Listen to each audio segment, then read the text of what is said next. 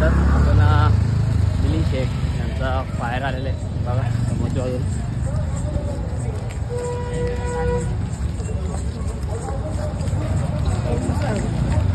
फायरची entry झालेली आहे.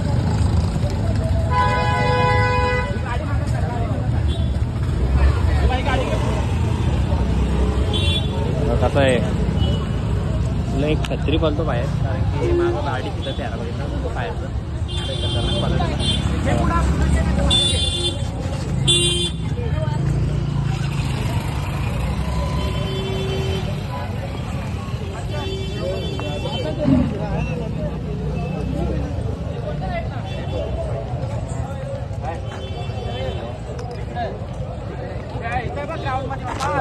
अशा प्रकारे मैदान आले दीपू मुंडे भेटले. भाऊ कुठली कुठली बैल भेटली? मना भेटला, कॉकटेल, मथूर, सोने भेटला. सोन्याचा पेरावेरा कोणावर समजला काय? काय नाही, मुंबईतच बैल आहे बोलतात. बघूया आता काय काय वाटतंय 10,000 हरकतचा बैल असू शकतो का? केला होता फोन, येणार आहेत पेरासाठी. नाही आपल्या बायच्यासोबत सोन्यावर पेरा असू शकतो का? नसेल, आयडिया तर नाही तेवढी. बघूया. ठीक आहे ठीक आहे. मित्रांनो आकाश शेठ राऊत आणि मिलिंद शेठ दादा नमस्कार. काय कसं काय आजचं नियोजन असणार आहे? गाडी जमले लखन आणि भुंगा आणि आमचे घरातले संबंधाचीच गाडी जमली. कॅन्सल जर पण झाली होती पण संबंधात आपसामध्येच गाडी केली.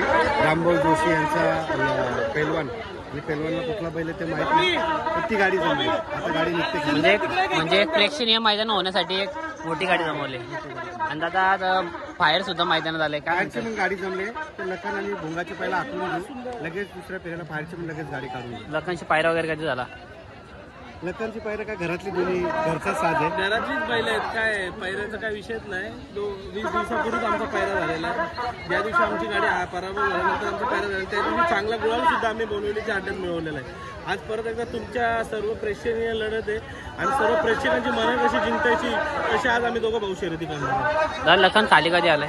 लखन एक हप्ता झाला लखन खाली आलेला आहे. म्हणजे आता लखनची आणि भुंगाची एक मोठी प्रेक्षणीय गाडी आहे. आज मोठी गाडी आहे. ते पण आमचे मित्रच आहेत. संदीप शेठ जोशी यांचा पैलवान याच्याशी आमची शर्यत जमलेली आहे. ठीक आहे ठीक आहे दादा धन्यवाद. शुभेच्छा तुम्हाला.